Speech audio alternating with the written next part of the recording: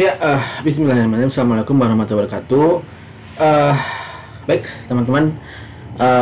Kemarin sudah dibahas tentang siklus hidup Android, ya. Jadi kemarin itu sudah Bapak singgung tentang apa sih dasar-dasar dalam membuat sebuah aplikasi Android. Itu ada siklus hidup Android, ada on-create, ya, ada on-start, on-resume, stop, sama on destroy, ya. Jadi nanti si fungsi-fungsi itu, perintah-perintah itu dia masuk dalam perintah sistem callback dalam Android, dan harus dimasukkan dalam perintah Android karena memang ya Android itu pasti ada stop ketika dia berpindah ketika ada notif, dan harus ada resume ketika memang si aplikasinya mulai dijalankan kembali. Nah, untuk bagian kedua ini tambahan bahwa dalam aplikasi Android itu kemarin kan komponennya apa saja. Kemarin kan ada activity, ya. Activity itu adalah formnya, yang akan digunakan oleh teman-teman ketika membuat sebuah aplikasi Android. Jadi formnya kan bisa apakah itu splash screen, login, apakah ada di sini, kalau nggak ya ada aplikasi splash screen, login, dan sebagainya. Jadi tinggal new, kalau new project, ya, sini. Nah, itu ada template-nya. Ini adalah activity-nya. Jadi ada basic activity, mau bottom activity, terus ada, nah ini ada full screen, ya, ada web map, saya bilang ada login, terus ada apa lagi, navigator, scrolling, fragment, dan sebagainya, ya. Nah, ini semua adalah yang disebut dengan activity dalam Android. Nah, itu. Terus ada intent. Kemarin sudah dibahas intent. Intent itu adalah dia semacam perintah hyperlink, ya. Perintah hyperlink ketika ingin menghubungkan sebuah aplikasi, activity.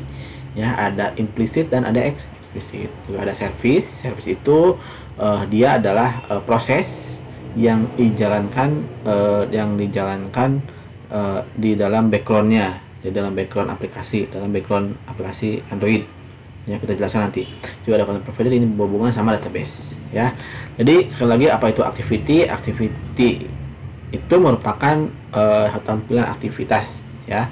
Setiap aplikasi Android jelas itu terlihat sebanyak multi activity, ya. Secara aplikasinya kan teman-teman buat mau butuh berapa form yang akan dibutuhkan dalam buat sebuah aplikasi Android. Ada home activity, itu adalah aplikasi yang pertama kali dijalankan. Jadi ada home activity, dan dari sebuah home itu dia ada beberapa sub activity, ya.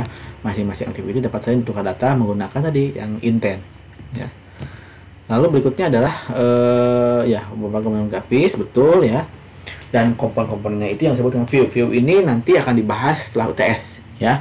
Komponen-komponen grafis view-nya ada button, form, ya, ada apa, text area, dan scrolling lagi, ya. Nah, nanti komponen grafis view itu kalau dalam Android itu ada dua, ada secara program dan secara deklarasi. Kalau program itu, kalau deklarasi, ya, dia menggunakan apa, perintah text view kayak CSS, ya, kayak CSS. Text view itu ada kreatif. Nah, ada programatik itu dia hanya menggunakan fungsi, ini text view. Jadi dia memanggil fungsi text view-nya, tapi text view-nya di sini. Jadi kalau deklarasi dia rinci, kalau dia pakai fungsi. Sebenarnya bisa digabung, ya. Ada deklarasinya juga ada fungsinya. Jadi dipanggil fungsinya, ya, seperti itu. Jadi kalau programatik dia menggunakan Java, programatik, ya, dengan Java, deklaratif ya XML. Ya, bisa di-combine juga, ya, seperti itu. Nah, ini kemarin, ya, sebelumnya masih ingat, ya, siklus hidup Android. Ya, ada on-create, on-start, on-resume. Di semua perintah itu ada di aplikasi Android, teman-teman. Dan teman-teman sudah bisa download kemarin, ya, contoh script programnya, ya. Nanti kalau yang belum, silahkan dicek lagi ikhlasnya, download lagi, Anda eksekusi di Android Studio masing-masing, ya. Nah, ini kan kemarin ada on-create, on-pause, on-stop, on-start dalam satu halaman, aplikasi, ya, satu halaman yang activity main activity ada on create. Nah, ini juga ada on create, ini betul contoh program yang berbeda. Dan ini dia eksplisit ya, eksplisit intent, dia apa, ke luar, ke dialing nomor. Seperti ini juga sama, dia ke dialing luar juga ya, seperti itu. Nah ini ada activity-nya, ini ya sorry, ini XML-nya. Tadi yang main programnya di Java-nya, kalau ini di XML-nya. Karena kan kalau pakai Android itu ada dua pilihan, ada Java, ada Kotlin. Ya, supaya gampang ya, kalau Kotlin kan dia Anda belajar lagi perintah-perintah dasarnya. Kalau Java memang sudah sebelumnya kan dibahas, kita pernah belajar mungkin ya tentang Java. Itu kita pause stop destroy. Nah ini intent. Jadi sekali lagi kalau intent ini dia ada explicit dan ada implicit ya. Kalau implicit berarti dia pindahnya ke activity yang masih dalam satu aplikasi. Kalau explicit dia keluar ya, dia keluar yang ini tuh ya. Oke ya, seperti itu. Sorry, ini kebalik ya, implicit explicit. Sorry, bentar. Jadi ya kalau implicit berarti ini masih satu ya, yang satu. Kalau explicit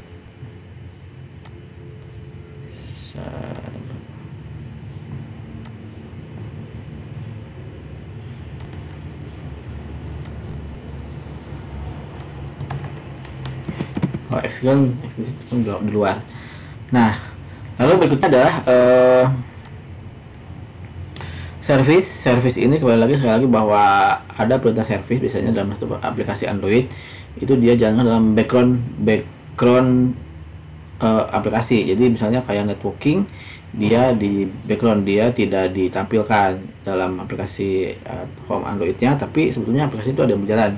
Seperti WA, dia akan ada synchronize ya ke server WA-nya. Nah, ketika proses synchronize, Anda kan nggak tahu bahwa sebetulnya di situ ada proses synchronize.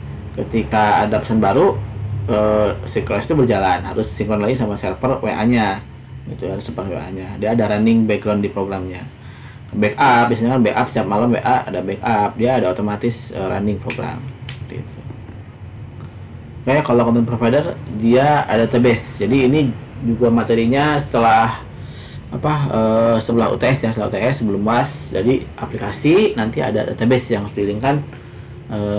Anda buat aplikasi form inputan dan masukkan dalam sebuah database. Nanti kita nanti setelah UTS seperti itu.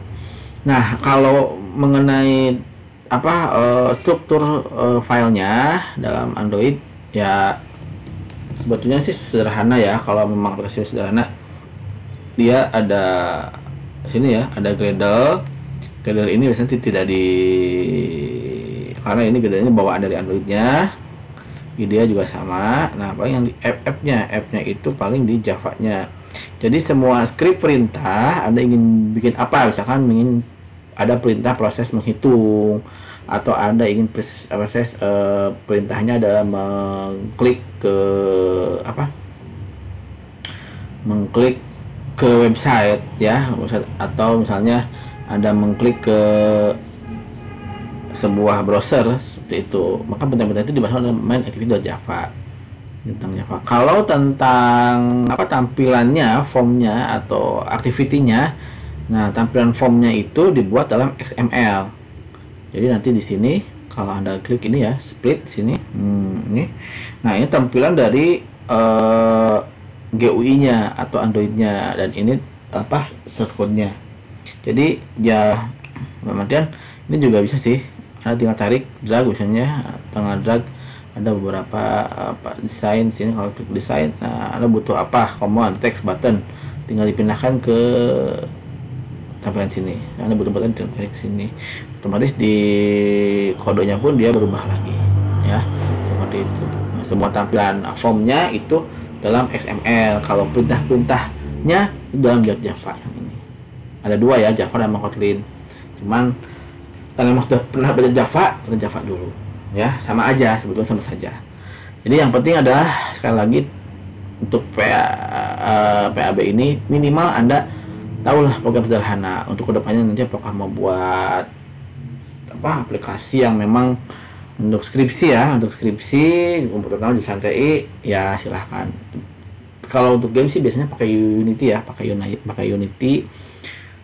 Kalau memang itu aplikasi untuk mapping, SIG, informasi geografis, itu pakainya Android Studio seperti itu ya, kurang lebihnya. Jadi strukturnya ya paling yang ini aja, ada main activity sama manifest, yang dua ini pakainya ya. Untuk Gradle-nya itu memang bawaan dari Android Studio-nya